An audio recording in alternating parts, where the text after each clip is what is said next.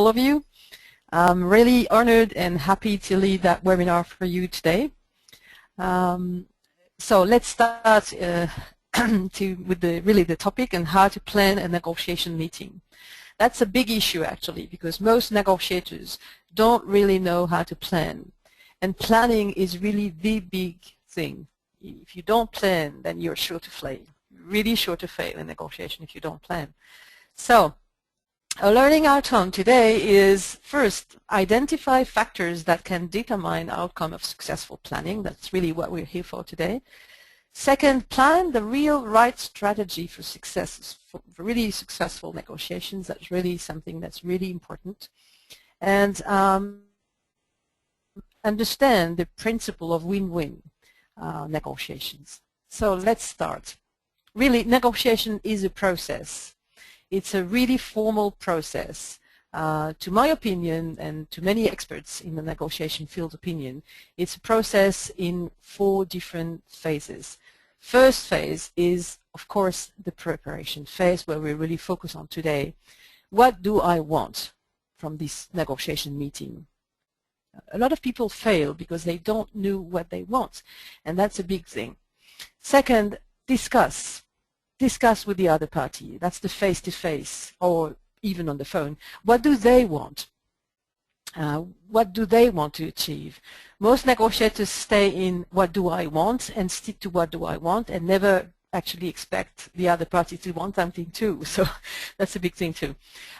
Then proposition, what can we become together? What really can we do actually together? And then the closing, what do we agree on? That's, to me, the 4 really main phases. So let's just identify them more precisely.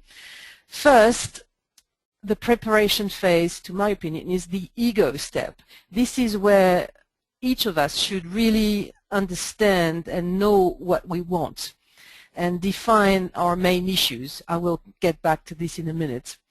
Then you'll have this discuss phase. That's the no ego phase. This is where you really should actually shut up your mouth and really listen to the other party's needs in order to reach your own needs, because actually the negotiation is letting the other party achieve part of their need in order to achieve part of your needs. That's really what it's all about. Then you have the propose, the nego step. That's really kind of a dynamic way to present it. Ego, really know what you want. No ego, know what the other party wants. And then propose, really the negotiation step where you will start to bargain. And then you have the close, the agreement step. Well, today we will really focus on how to prepare, how to plan a negotiation. First, we do have a really formal agenda when we prepare. We should always think about our goals and objectives, what we really want, and I will detail each of them in a minute. Then information, what do we want to know about the other party before we start a negotiation? Then what is our strategy? What do we do and what will we do if we don't reach an agreement? A lot of people don't ask themselves this question. I mean, what do I do if none of us reach an agreement? What happens? Well, we should know what we would like in order to give, in order to concede. What do I want back in return in order to give something to the other party? And what am I prepared to give to the other party in order to get what I want? Then we should also organize the tasks. And I will cover all of them in detail. First, preparation agenda. Objective, what are your main issues?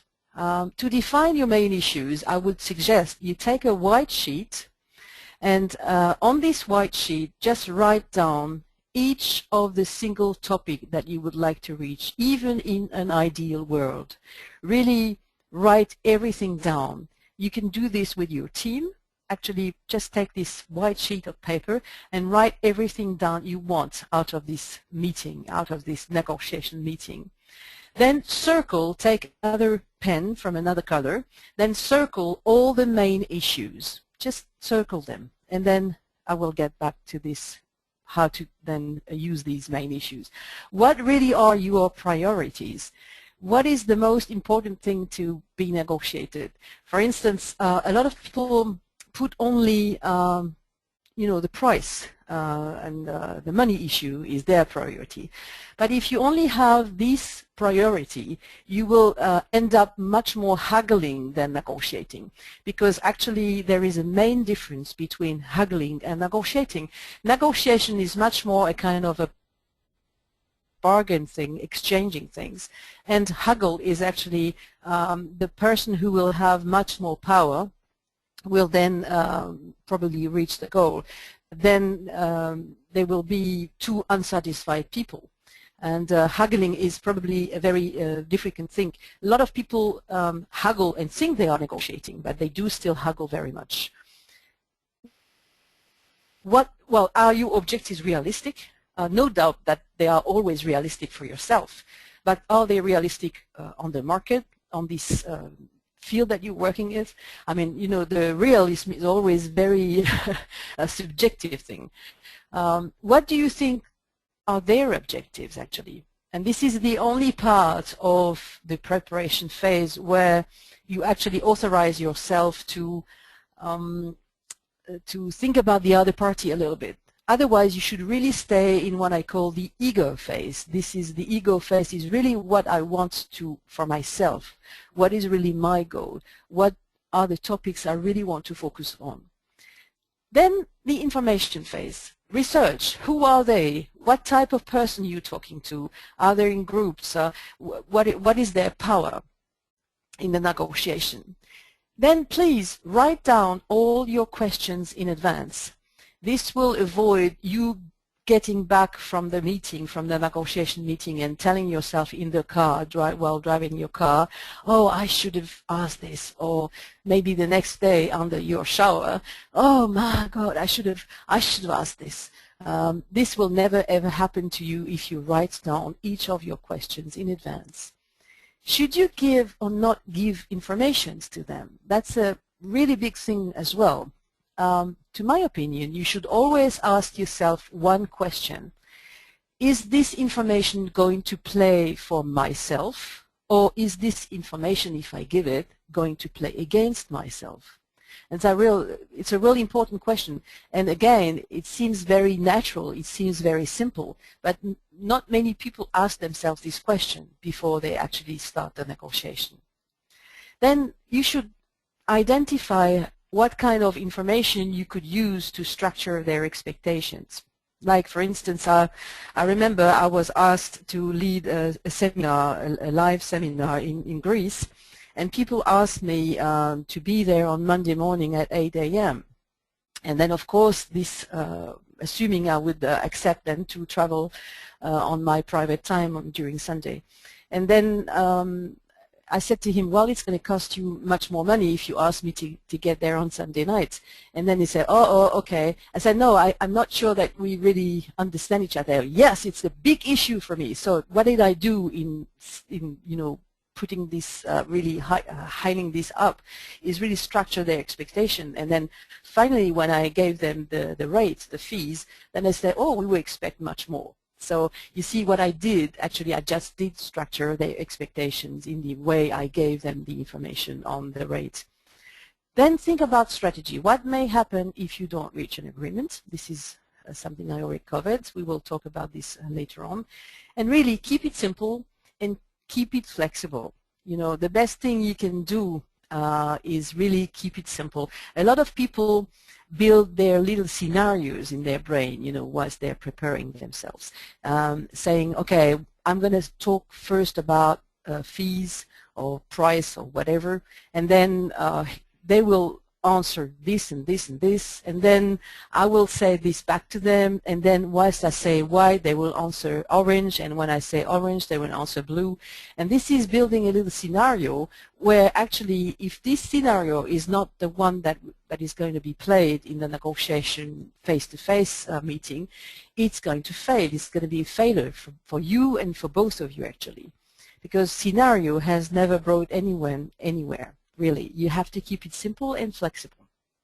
Okay, so the wish list. What would you like back in return if you concede on some of your main issues? For instance, if you make a decision to actually talk about price, then what would you like back in return if your ideal position on price is, let's say, 100, and your limit is 80 if you're a salesperson?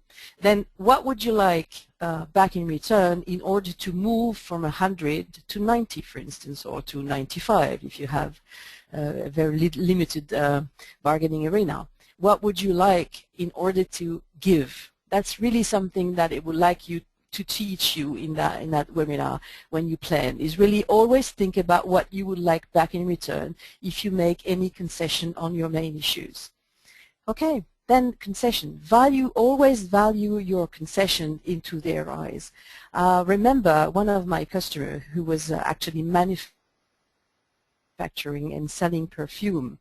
He was dealing with big retailers, at big airports, and when he realized this point I'm just covering, he said, "Oh my gosh, I should have got much more back in return. I gave this gentleman, this person I was negotiating with, this big retail shop, I gave them 500 samples, value to his company about $5 or maybe a couple of euros, and value to the other party's eyes much more." Just when you think about a perfume, a bottle of perfume, it's a lot of money for a 50 sample millimeter. Well, and he didn't realize that the value to him was low, but the value to the other party was really high. So that's really a very important point. You should always value your concession to the other party's eyes. And then, of course, trade them off. So then about tasks. You should always have many people in the negotiation team. We're not so used to negotiating groups in our culture. I don't know so much about your culture in Saudi Arabia, but I imagine that you sometimes negotiate with more than one person around the table. And if you are more than one, you should always have a leader. The leader is always the person who is actually moving the negotiation forward, making proposals and asking lots of questions, and is responsible for the team or for the company's strategy. That's the leader's role. Then you should always have a summarizer. The summarizer, actually, just like what it's written, will summarize on regular basis. A lot of people don't summarize on regular basis, and then they end up their meetings and nobody really knows where we are, and nobody has really understood the same thing.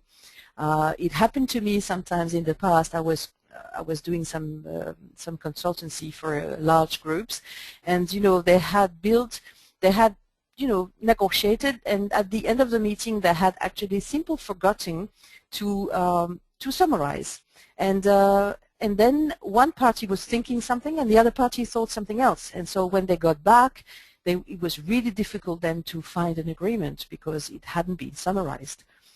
And then the last but not least role is the observer's role.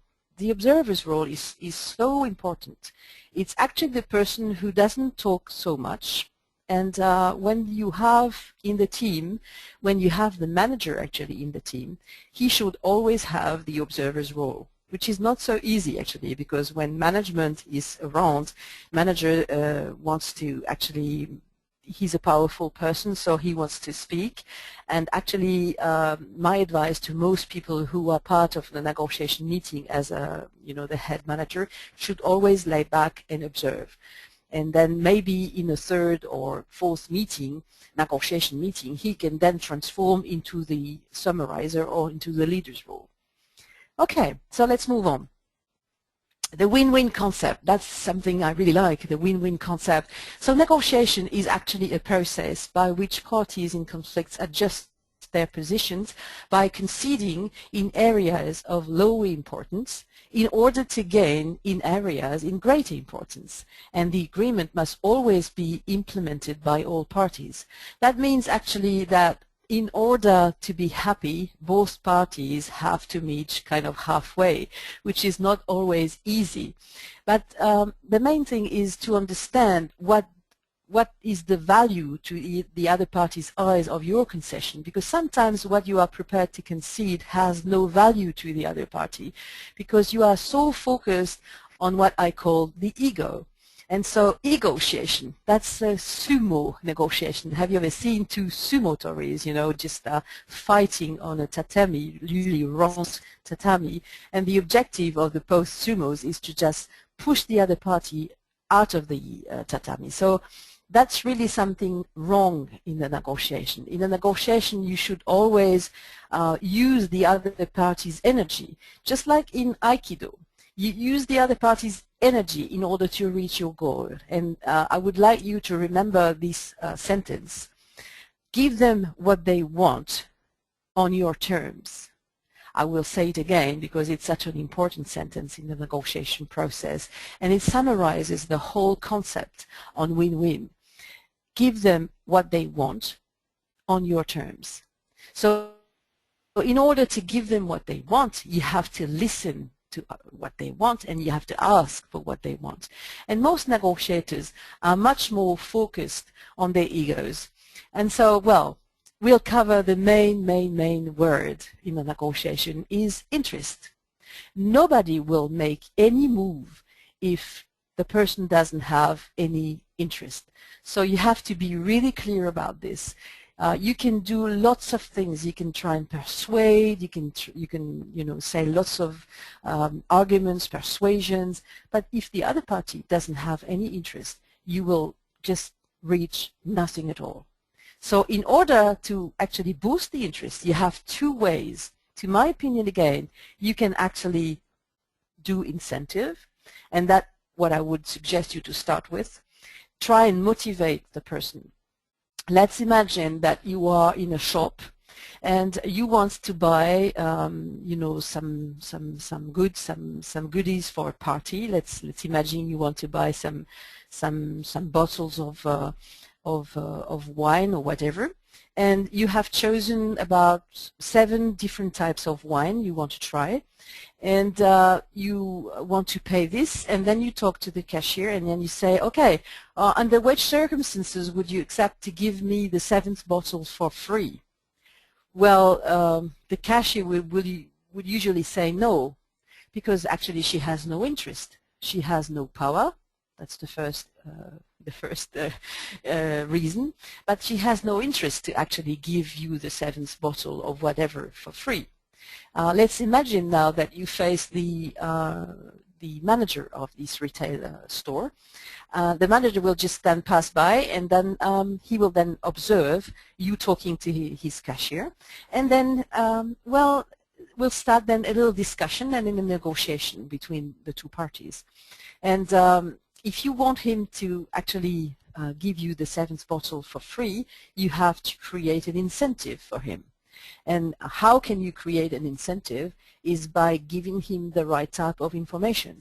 Like, for instance, I have to organize a party for 500 people, and you will then have more power, and you will have then more power to actually motivate the retail manager to actually negotiate with you. Most negotiators don't do this. Most negotiators start with sanction. Sanction is, let's imagine, go back to that example again.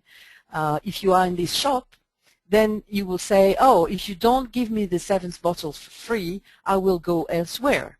And this is immediately the sanction. And actually, when we think about this in a more kind of conceptual way, most procurement people, buyers and procurement managers or procurement people start with sanction instead of starting with incentive. So if you are in either position, either the customer's shoes or the supplier's shoes, wherever you are, you should always start with incentive. And then if incentive is not enough to create actually the other party's interest, then you will move towards sanction. This will give you the control and then a kind of power in the negotiation. So it's a very simple concept, but a very interesting one. You have to boost the other party's interest in order to get what you want. If the other party doesn't have an interest, there is nothing, it's not worth persuading for ages and ages. It's just no use doing this. It'll just a loss of time and energy for everyone. Okay, well, preparation step 1. you will conduct then some research. You have to learn about the company and the individuals with whom you are negotiating.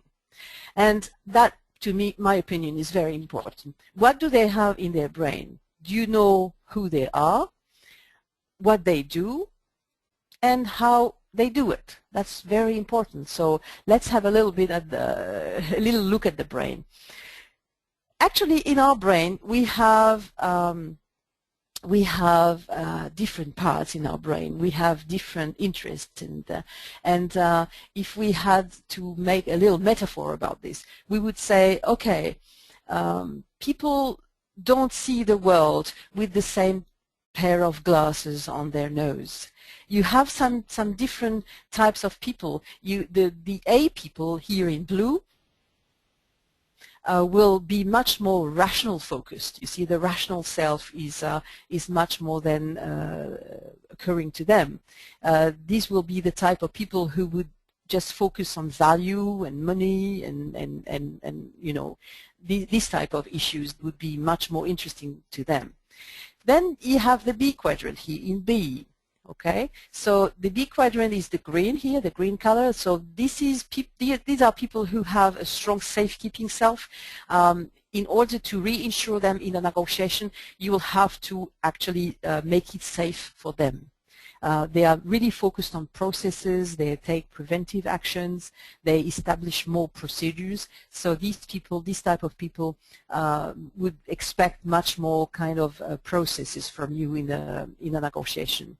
If you move your ideas on the table without any structure, you will lose these people, for instance.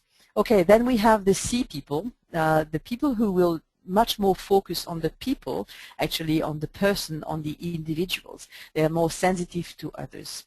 Okay, and then you have the D quadrant here in yellow, where you have the experimental self. These people imagine, they speculate, they like taking risk, and in a negotiation we will see how they actually behave.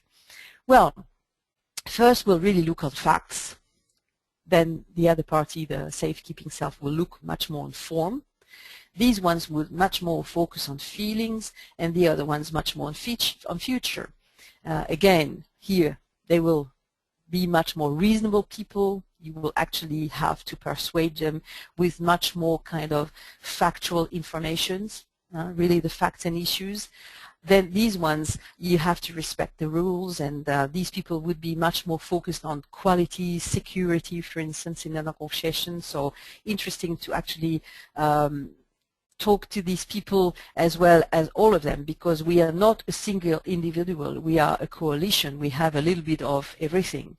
But if one person has more than another present in his brain thinking style, you will then identify it immediately. And your intent here is to know how to speak whole brain, because these ones will focus more on emotion and these ones on dream. So in a negotiation, again, you have the reasonable people. You will then persuade them and negotiate better if you have facts and figures on the table. These ones, if you have a really strong process, and if the product that you have has a strong quality, because these ones will never be focused on something else. In order to connect with these ones, you have to make a really good connection with these people. And then these ones, you have to set up dreams. You have to hand them dreams and have perspective, have them actually look at the future.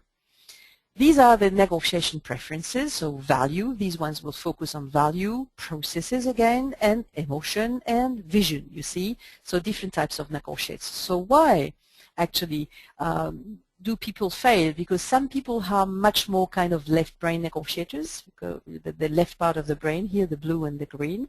So these people will mostly talk about facts, will really precisely follow the negotiation sequences and processes, and though they have sometimes difficulties to establish the right climate. Okay. Then you have the right brain negotiators. These people, you see the D and the C quadrant, they would easily have the creativity to avoid any kind of deadlock. They would know how to establish the right type of climate, but sometimes they have a little bit too much persuasion here. So they're very emotional people, so they put a bit too much persuasion in the negotiation process. So people fail when they have too much of this here, this quadrant. They don't try and relate together. These ones fail because they don't know how to create a mutual vision. These ones don't clearly define their main issue, and they don't really know how to create value. I mean, really factual value. I mean, financial value, for instance. And these ones don't know how to ask the right questions because they go from one topic to another, and they're not very structured. So you see that gives you a really good insight on the type of negotiator you will face. Then the world-class negotiators are really much more like this. They clearly define the problem. They are quite analytical, fact-based, quantitative. These ones seem to be quite organized, sequential, planned, detailed, focused. This one will really look at people, relationship, really try and understand more the emotion side.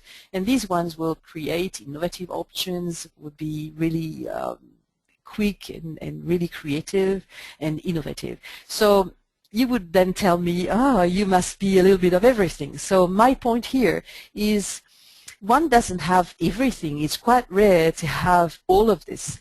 So the big thing here is to be at least 2 or 3 person in a negotiation team and try and do it whole brain. If you are much more a person, a blue person, then you should try and have with you in a negotiation team a much more red person who would look much more emotion.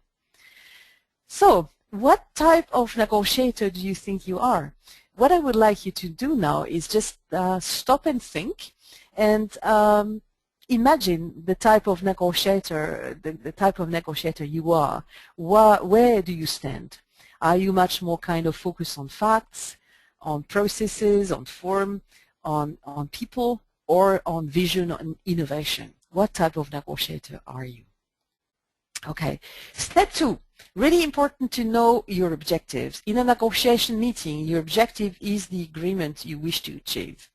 Okay, again, you have to know your aspiration base. If you have high aspirations, you will really reach your goals. Okay, then of course these high aspirations will communicate confidence to you. They will have a strong anchoring effect, just like a really sportsman. If you want to achieve this, you will then achieve it. Okay, and also they will generate positive energy and prevent a negotiator from being rigid and inflexible. Okay, so well, business negotiation main issues are usually money, time, and quality. That's I don't know many other business negotiation issues. So how can you handle this? Actually, you should really write them down. You see, write them down. For instance, budget. If budget and price and value is very important to you in a negotiation, you should then look at this. You should then look at quality, quantity, and planning agenda. Define your planning and your agenda together with the other party. These are really the business main issue, the must talk about items. Usually in business, okay, we do have the same. Then step 2. Remember when I first talked about planning, I told you to take a white sheet of paper and write down every single topic you would like to achieve. Okay? So now what I would like you to do in that white page, you remember you have circled the main issues, the must talk about issues. Now what I would like you to do is then take another pen, another color, and circle the must, the must obtain. You see I think define your intent on each of the main issues. Like if you talk about budget, for instance, and if your intent is the ideal position you want to talk about. Let's imagine again for the example that your ideal position is 100, okay? So your ideal position on each of the main issue. And if we go back to this, The ideal position on the main issue is again budget, ideal position on budget, ideal position on quality, what do you expect in the ideal position on quality, quantity, if you are a procurement person, if you want to buy no more than 500, okay, that would be then your ideal, and then of course you are able maybe to buy a little bit more in order to reach the supplier's goal. I don't know if you are being a supplier or if you're being a procurement person, okay? So define your intent, your ideal position on the main issues, and then you have to know your real base. Not knowing where your real base is can result in suboptimal agreements, and of course you can be exploited. You can't determine the contracting zone, and the concession strategy becomes impossible without knowing your real base. So your real base is actually to define your limit. Okay, your limit on each of the issues. And again, if the ideal position on the finance, on the budget issue is 100, then you have to define really which is your limit position. Let's imagine if you are in the sales department and your ideal is 100 and your limit is 80, then you have a negotiation arena of 20. Okay, and that is something that you have to define. You have to define your real base, your aspiration base, your real base, and the limit. So here we have a little drawing that will introduce you to that concept, ideal position and ideal position. Both of the parties have an ideal position. In red here we have, for instance, the salesperson, and he wants to sell a car, and he has an ideal position at $1,500, for instance, and he has a limit at another figure. Okay, and he's not prepared to go under, let's say, 1,300. Okay, so 1,500 an ideal position, and 1,300 is his limit, absolute limit. So here you face on this side a buyer, and the buyer has an ideal position to buy this car, this second-hand car at $12,000, for instance, and his limit is 14. So between 13 and 14 here we have what we call the contracting zone. This is the area where power balance is equal and where people will be, maybe or might be, find an agreement. This here means that this person much more flexible than this one. Okay, the second drawing here. The third drawing is they have no contracting zone, and if it happens to you sometime to have no contracting zone, you should go back, guess where, to prepare. You could go back to preparation and identify what you are prepared to give in order to get. Okay, this one is where you don't explore enough the limits of the other party, and this drawing here, the last one, the fourth one, is where actually you have no limit. And when we think about this, often in the internal negotiations, people have no limits because they know each other very well, and they have difficulties sometimes internally to put their limits on the table. Okay, step 3, think about your strategy. In your plan of action, determine the best way you can achieve your negotiation goals and outline the tactics you consider beneficial. So, strategy, remember, make it simple and make it flexible. And remember what happens if you don't reach an agreement. This I would like to cover. Imagine that it's a scale and cost and advantages. Negotiation always means costs and consequence.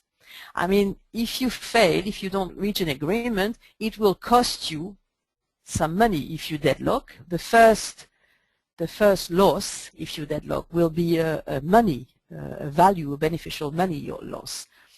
The second would be social and political pressure. That means that if you are in a certain market and if you want to be powerful on this market, and if you deadlock, people may then say, well, this company doesn't have so much power, and they will then suffer from social and political pressure. And you have to think about time. Is time playing for you or against you in a negotiation? Because if you deadlock, it will always cost you something on the scale. Though, if you have more interest to negotiate, you will then have to make concessions. And this is really important. You have to be able to give the other party in order to get. Remember, when I talked to you about interest, I said to you, no one will ever start any negotiation if the person doesn't have an interest to negotiate. So in order to create that interest in the other party's eyes, you have to give something that is really highly interesting to the other party in order to get what you want and reach your goal. So if you do make concessions, you have to be very careful in your strategy that you don't create any kind of precedent. Because the precedent is something that is very, very, very important. It can cost you a fortune. It really can cost you a fortune creating a precedent. You know, there are some really famous precedents on the market worldwide. Like, take a funny example on that precedent is the milkmen in the UK. They were still 3 in the car to actually deliver the milk. Now it's not the case anymore. They don't deliver milk in front of homes anymore. But in the past, they should to be 3 of them. And one was driving the truck, the other one was delivering the milk, and the third party, the third person, was just, you know, moving around the car, watching the sky. And guess what? He was this function was created in 1942 during the Second World War, and he was just looking for the bombs, because the first bombs you could hear them, and the second bombs, the beginning of the 40s in the Second World War here, you couldn't hear them. So this function was actually created in 1942, the third function with the milk delivery man.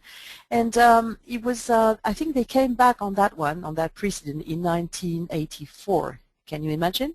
1942 created that third person in delivery, delivering the milk, and then they came back on that precedent in 1984. So precedent can cost you a lot of time and energy, and actually a fortune. And of course, you have to be thinking about credibility. Are you still credible if you have been deadlocking for a long time before you start making concessions? So are you not going to lose face? And face is something really critical, depending on culture. I know that, you know, in your culture, for instance, losing face is a big deal, is something that you should never do in a negotiation.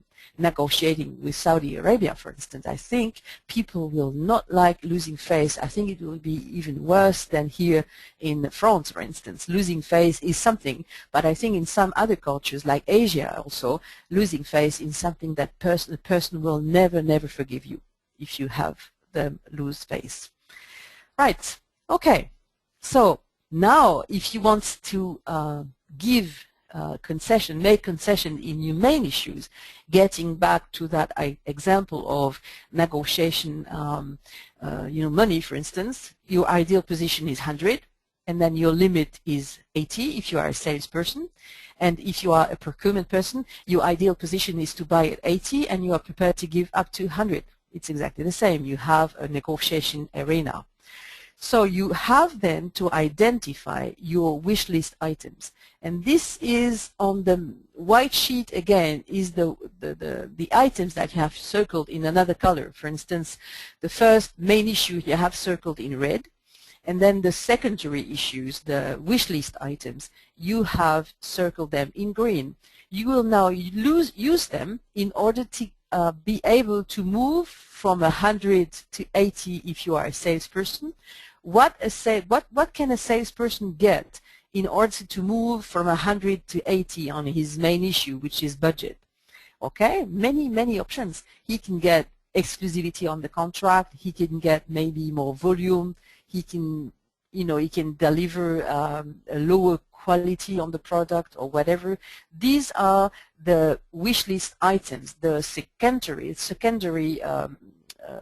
items that you can actually trade off in order to be able to move from 100 on the budget, which is the main issue, to your limit, which is 80. And for the procurement person, from 80, if your ideal position is to buy at 80 and move towards 100 if you want to move from 80 to 100. Okay, if you are a procurement person, what else can you give then to the salesman if you want to buy 80 and you are prepared to move from 80 to 85, for instance, for on the budget? What would you like, or what could you want back in return in your wish list? Okay, so step 4, assess the concessions, the service item or terms that you're willing to give up or compromise. Okay, you have to know about the non-monetary value and cost of each concessions you have and what it would cost to adjust. Okay, so that's really your negotiation fuel. Actually, you see, again, you have your main issues, you have the main topic that you want to talk about, then you have your secondary issues, which I call the wish list items. So in order to move from 80, if you are a salesperson, to 80, or from 80 if you're a buyer to 90, you have then to get something back in return. And this will never be there when you expect it to come. It will never. Creativity is not something that comes up except for maybe from little amount of people. But this will usually come after the meeting, so you better be planned and you better prepare yourself before in order to have a large, big negotiation fuel. All right? And so that's a magical formula. This is something I would like to share with you. So imagine, again, you have your main topic, which is budget. Then you have a secondary topic, which is, let's say, quantity. Your ideal position on the budget is 100 if you are a salesperson and 80 if you have a limit. Okay, and on quantity, you would like to maybe to sell 1,000, and your limit is maybe 1,200, and so you would then want to move up your wish list items in order to be able to concede on your main issues. So there is a magical formula to do this. So you would say, if you are prepared to give me more volume, then I am prepared to move from 100 to 90, for instance, if I'm a salesperson. Okay, so if you give me that, if you give me more volume in my contract, or if you sign an agreement with me for 3 years, then I am able to move from 100, which is my ideal position on my main issue, which is budget, to 80, which is my limit position. So this is really a magical formula. You should learn this and know this by heart. Really, if you, then I. Because if you say, if I, then you will give before you get. And then you will always raise the other party. When the other party asks for something, she will get, which is not fair, because in a negotiation you should always get something back in return in order to be able to make any concessions. Okay, step 5. Know the limit of your authority. Okay, this is very important. If applicable, talk to your supervisor or board of directors regarding aspects of the negotiation you can agree, or compromise without additional authorization. That's very important, because sometimes you negotiate with the other party externally and then you don't reach an agreement, but you haven't reached the first level of agreement, which is the stakeholders agreement, internal stakeholders agreement. If you have a boss or someone above you, you should always negotiate this before. Okay, so let's just have a look at the negotiation tasks again. So the leader in a negotiation is the person who really does move the idea, push the ideas forward. Okay, then the summarizer do summarize on a regular basis. Okay, then the observer. And remember what I told you. If you have the authority in a group, you should always be and act as an observer first, at least in the first or second or third meeting on a negotiation process, unless you really know what the other party wants, because then you will be able to really observe what happens, and also all the non-verbal signals on the other party's face when the person talks. You can actually identify some signals when the person talks. Okay, so you have to really to know the limit of your authority in and talk to your boss before you talk external. Step 6, prepare the meeting agenda. So list the negotiation topics in the order you and the other party will consider them. That's very important because even the agenda, the negotiation agenda, can be negotiable. Some people don't accept the agenda immediately. So what you should do is actually first tell the other party what you would like to talk to her about, and then ask the other party, do you have any other topic that you would like to add on? And this is also a negotiation arena. If you don't agree to the agenda of the meeting, what I would usually suggest is for you to actually send an email or any type of agenda before the meeting. Let's say, okay, we have that negotiation meeting. I would like to talk to you about X and Y, and do you have anything that you would like to add on? This will also help you identify the other party's agenda. Sometimes they may have hidden agenda, so it's another way to find out about this. Okay, so focus really on a common agenda with the other party. Because remember, a negotiation is not an negotiation. It has to be, both parties have to be happy. I don't mean being happy he's having 50-50. I just mean that both people really share something that will build something and build relationship on long terms. Because at the moment we are much more long terms, than short terms relationships. We do have stakeholders, internal and even external customers who we really deal with on long-term basis. So you should really have a common agenda. So by now I think I have covered a lot. Do you have any questions? Folks, we are now open for the Q&A. First of all, thank you very much, Christine. You were interested. I would like some feedback because it's always very difficult to talk in front of your computer. So I need some feedback. I know. We have around 24 of people already logged in, and there are questions in the question box. So, folks, good. Just broadcast it. If you want to speak to Christine, please raise your hand. There's a hand icon available on your webinar console, so if you click it, I'll give you a chance to speak to Christine directly, or you could put your questions in the question box. So let me move to the question box directly. There is an interesting question. Christine, in your view and experience, what are the top 3 to 4 reasons for any negotiations failure? Well, for me, again, I will go back to that slide here, which is quite interesting here. Remember when I covered this, this topic on know your other party better than you know yourself. To me, the biggest failure is that the person stays in the ego step. You see, you have to be in that ego step when you prepare, when you plan yourself. You really have to really know your subject. You know your issues, your main issue. But most of the time, people stay in that ego phase when they face the other party. So I think one of the biggest failure in the negotiation process is not being able to actually give the other party part of the other party wants on your terms. Is actually only talking about your own goal and not being focused enough on the other party's goal.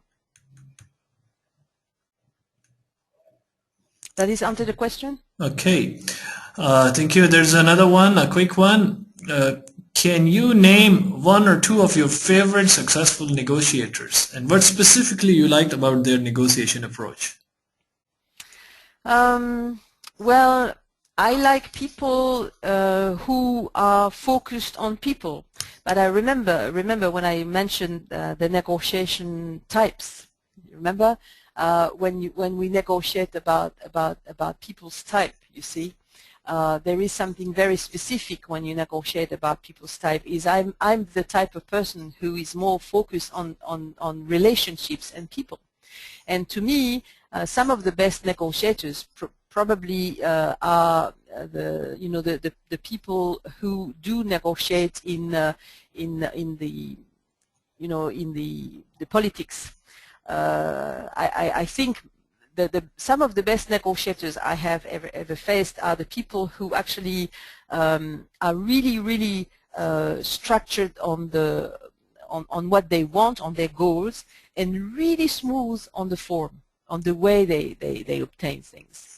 You see, like big negotiators in America, for instance, or people dealing with politics that are really much more diplomats. I think we could learn from the diplomatic negotiations a lot. I don't want to name anyone because I'm always very precautious about naming people in a webinar, because people listen to me and then they tell me, oh no, I don't agree with you, this is not a good negotiator. I think it's more conceptual. My answer is much more conceptual. To me, the successful negotiator is really tough on the goal and really smooth on the way he obtains things. Okay. We have another one from Brother Afzal Hussein. The question is, in Saudi Arabia, the Arabization is the primary reason of many negotiation failures. Can you advise how a situation can be win-win in nationality-dominating culture? Nationality dominator, yeah, that's a very good question. Again, I would like maybe the person to be a bit more specific when this person talks about Arabic negotiation. What does this person mean exactly behind what he means, when he uses these terms, Arabic negotiation? Can you be a bit more specific? Yes, Brother Hussein, if you could elaborate a little bit, or if you want to speak directly, I can unmute you if you let me. You can, or let me move to another question till he could pose the question back with more clarity. Okay. We have another one from Brother Mahmoud Sharif. The question is, do you recommend having a plan B in your pocket during negotiations? A plan? A plan B. A plan B, of course. Well, a plan B is what I was mentioning when I spoke about strategy. Remember, that was my negotiation about scale. Do people see my screen again? Yes, they are seeing. In fact, we are seeing your screen. Okay. So if you look at this again, remember that one when I was mentioning the scale of deadlock and negotiation. The plan B is here, you see, is how much is it going to cost us if we fail? That's what we talk about. The plan B is here. Is, for instance, sometimes we think we are in the person's head, and the plan B should never be scenario. It should never be building a scenario in a negotiation, because if you build a scenario, what happens if you look at the film where both parties don't have the same scenario? It doesn't work. People don't play the same film. You see, the plan B to me is much more having a lot of wish list items in the pocket in order to be able to move on the main issues, and always have something in the pocket to say, okay, if you are prepared to do this for me, then this is what I'm prepared to do for you. That for me is the plan B in a negotiation. Okay, good enough. We have a caller raised a hand, so let me move to Dr. Muhammad Rashad. Could you please introduce yourself? And I know you're a regular caller, but for our new audience, and please ask the question.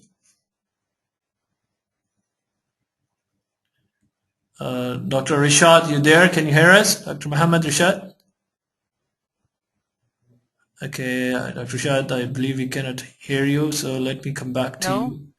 Let me move to another. Yeah, let me move to another caller. We have Brother Mahmoud Sharif. Mahmoud Sharif, can you hear us? Yes, I can. Yes. Yes, sir. Could you please introduce yourself, where you're calling, and please ask the question? Okay, this is Mahmoud calling from Saudi Arabia. I'm in charge of I'm the vice president for the HR for a group called the Ilaj Group, Miracle Group. Okay. During our negotiation, I would really like to know: is it true that we should not have any ego? We should avoid this ego during the negotiation.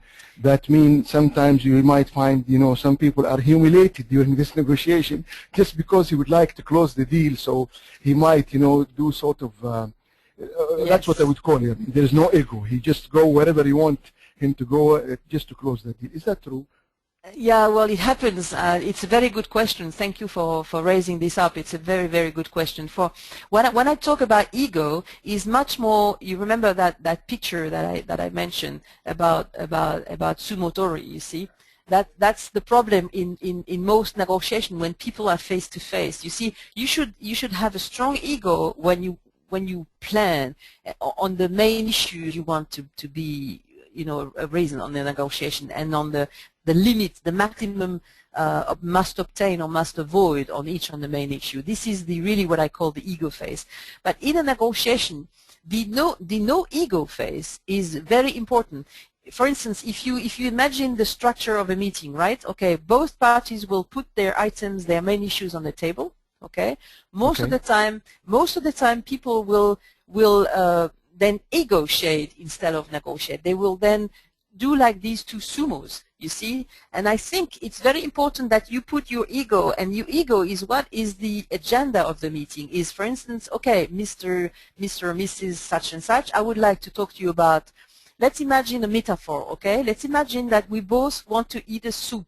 Okay, because in a negotiation, after all, it's being happy to eat a soup together. Okay, imagine your item is putting vegetables, like putting some potatoes, some carrots, and some whatever in the soup. Okay, and then you ask the other party. You go into what I call the no ego.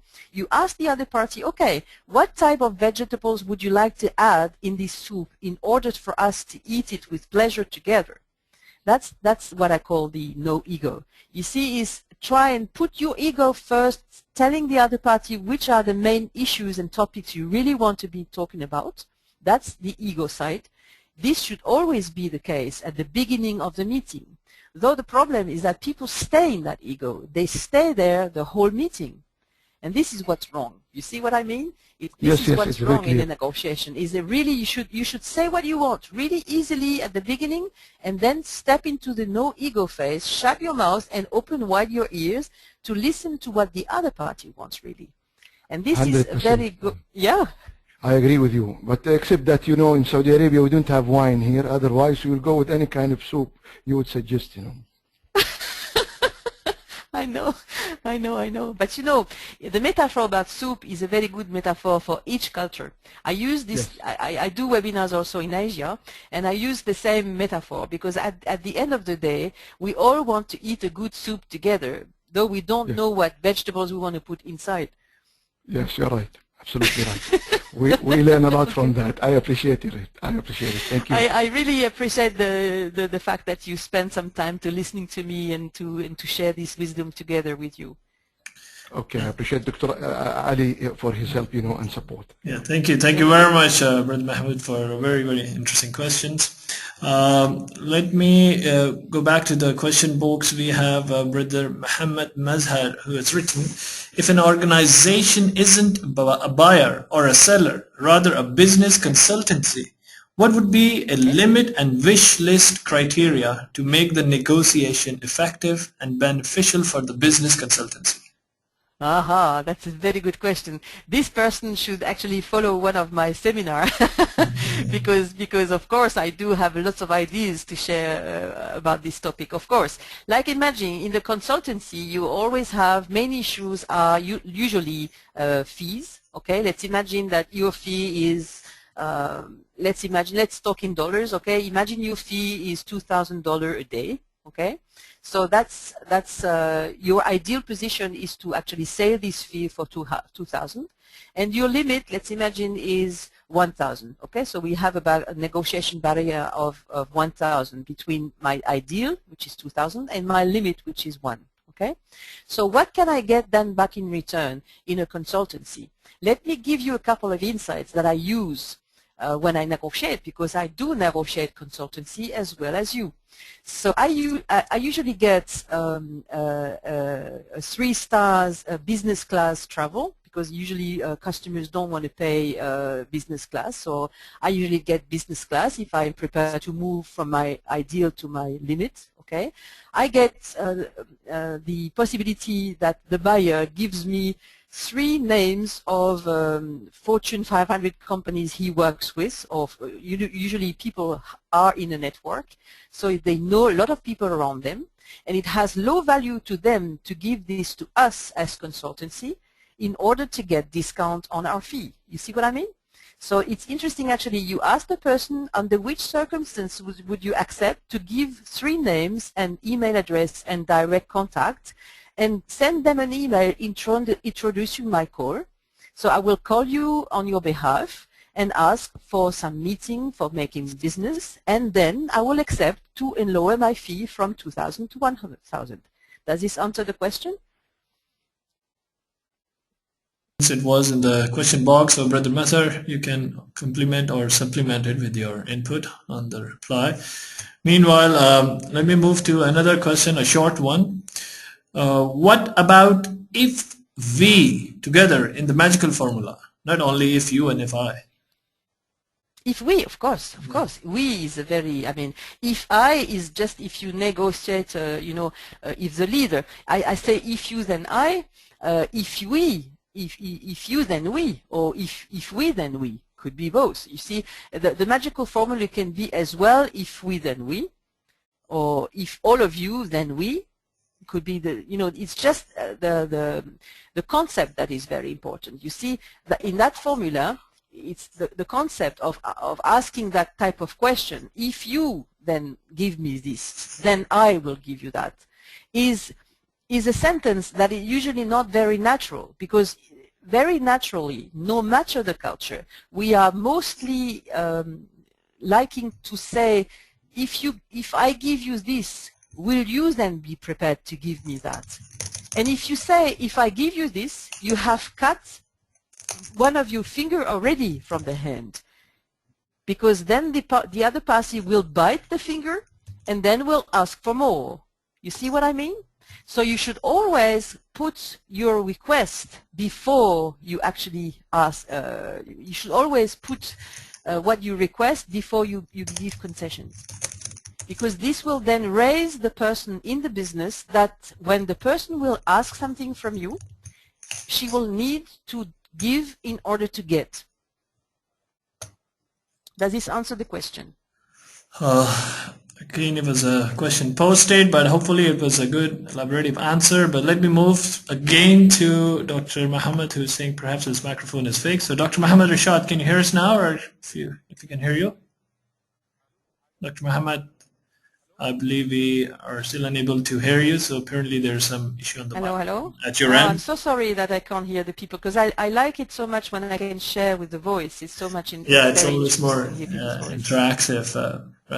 So folks, anybody else who has a question, they can always raise their hand. I know there are comments and questions are being posted in the question box, but as Christine mentioned, it is more it sounds more interactive when you're actually talking.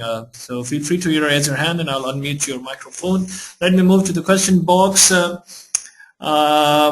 is from Mr. Prakash Katwal. He said, hello, it was a really nice presentation. Would you please explain how to avoid subgroups before any main meeting, or it is good to have subgroups? Subgroups. What do you exactly mean by subgroups? Do you mean prepare in subgroups before? Prakash, Prakash from Nepal, Prakash Chandra, MBBS student who wrote this question. Could you explain, as Christine mentioned, what is subgroups? Or it's.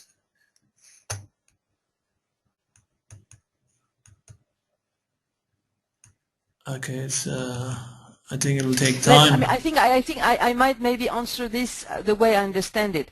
I mean, subgroups to me, in my understanding, means that the negotiator, which would be in position A, would first need to negotiate with subgroups internally, usually, before he would be able to negotiate externally. This is usually what is quite difficult sometimes, because objectives and goals in such companies sometimes are not really aligned. I don't know if you see what I mean.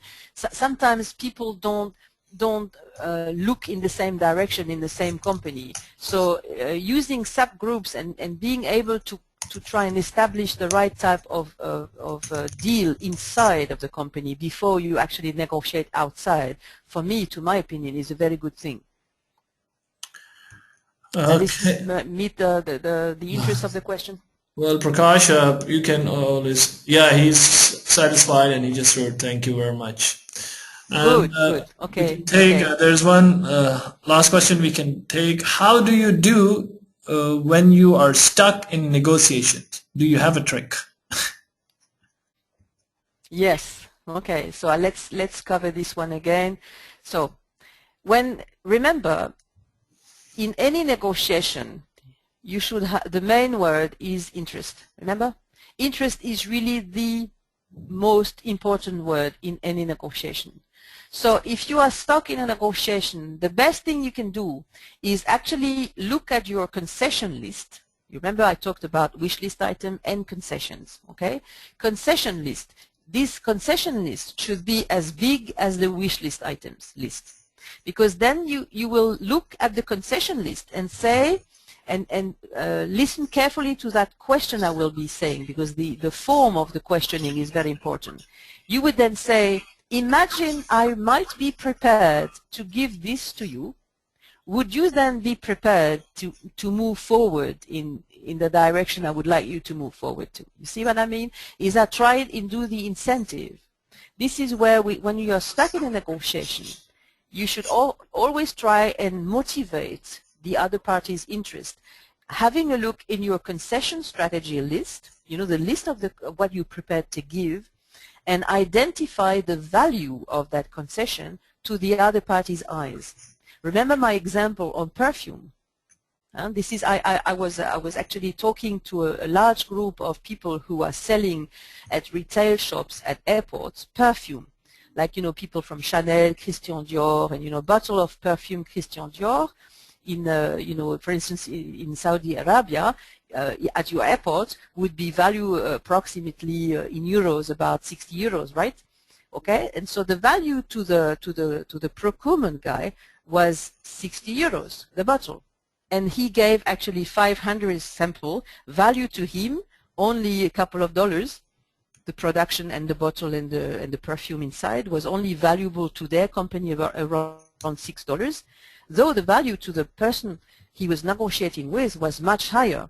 So you should always try and incentive the person you are facing to in a negotiation process. Try and look at your concession list and asking that question in the right way. Imagine I would then give you that. Would you then be prepared to give me that in return? Very important to ask it this way. Does this answer the question? Well, it's a posted question again, but I hope so. Again, you have been kind enough to elaborate it. No problem. I mean, I'm very happy to share this expertise with people. You know, yes, it does. I would love from Veronique. I would love to be invited there as a woman to speak, and I promise I will act in the right way, because I know that there's a specific culture there, and I would love to be invited by a group there to speak live into these people, because I would love to share this wisdom in Saudi Arabia. Yeah, indeed, it would be quite interesting and an honor to have you here also. And well, that brings us towards the end of the webinar, and I would like to thank you, Christine, for giving us a very, very interactive presentation and a very intriguing one indeed. Any concluding remarks that you would like to give before we dismiss out? Well, in concluding remarks, I think that in the world of negotiation, it's always around the same thing. I like this idea of you know, bargaining and putting yourself in a bargaining position. The sooner the better, okay? Because that's the way people will have more wisdom around the planet. To me, there is no specific Arabic negotiation. There is a negotiation. There is an attitude, and there is the right attitude to have this bargaining position with one another, no matter the culture. To me, the real diversity is the brain diversity, and this is the reason why I focused a little bit on the brain here in my presentation. There is no, the culture is not such a big issue. If you understand the other party and if you have the wisdom to be able to understand the other party's need, there is no culture there. There is no limit if you are able to understand what people want and need. Well, thank you very much, Christine. I would like to thank you on behalf of Mile again for your time and for sharing these valuable inputs with all of us and for all the participants. Thank you very much everyone who participated in this webinar and for asking the questions and making it an interactive experience for all of us. Right. So before we conclude, if you allow me, I'll just take 1 minute to show you, because there are so many interesting comments, people who are appreciating the content of the presentation and they're asking if you can get the soft copy. So what I understand that Christine will be sending me the soft copy, which we will be uploading on our Mile community. Yeah, no problem. I will send you the PDF doc, no problem. I'll just take the rights from Christine to show a screen to you folks, if you can see my screen. This is the community.mile.org, and if you register, it's free. There is a download section, and the download section has all the previous presentations from our previous speakers. So you can download them. I mean, there are about, almost hundreds of them, in there right now, classified into various categories, and that is where the Christine's presentation will be going. And also we have Mile communities. In fact, Christine, we would like to send you an invitation to open a community of practices, whereby you will be the moderator of your own group, and we will accept memberships to interact with people. And this is where we have about 21 COPs, what we call communities of practice, which are currently active, from marketing leadership to entrepreneurship. Good. That's highly interesting. It's always very interesting to share, people's wisdom around the world. And I'm sure I have as much to learn from you as you have to learn from me. Absolutely, absolutely. So folks, this is the community which you can join and be a part of it and be an active member of it to interact with subject experts, and stay tuned with our upcoming events and webinars and programs, and be able to download very interesting knowledge-based content. So once again, Christine, thank you very much for your time, and thank you all of those who participated. You're really welcome. You're really welcome, and any of you, I would be happy to meet you in person and travel to Saudi Arabia and meet you guys, meet you folks, and talk to you again very soon. Indeed, indeed, and we'll certainly remain in touch. And once again, thank you very much. And with that note, I would like to end the webinar, so you all will be automatically dismissed out. Thank you very much.